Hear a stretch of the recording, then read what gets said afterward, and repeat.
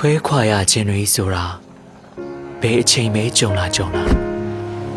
လက်ခံရခက်ခဲတဲ့အရာတွေကတခုဖြစ်နေတော့မှာပဲ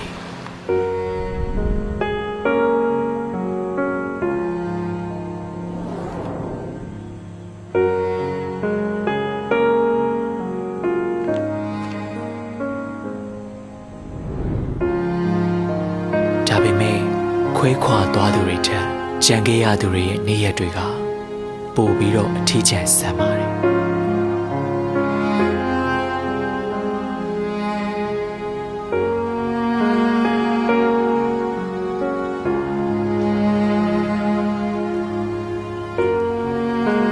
နာမကျန်းဖြစ်လာတိုင်း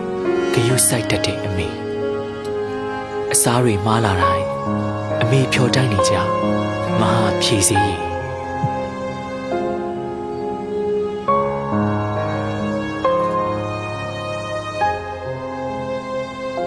မစင်မကျင်သွားတက်စားတတ်တဲ့ကျွန်တော်ကိုအမြဲဂယုစိုက်တတ်တဲ့အမေ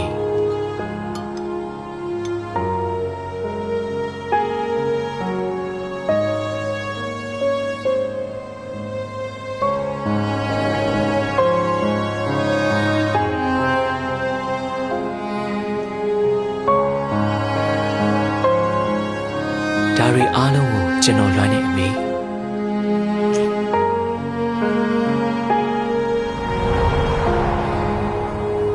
အမေရောကျွန်တော်ကိုလွမ်းနေပြီလား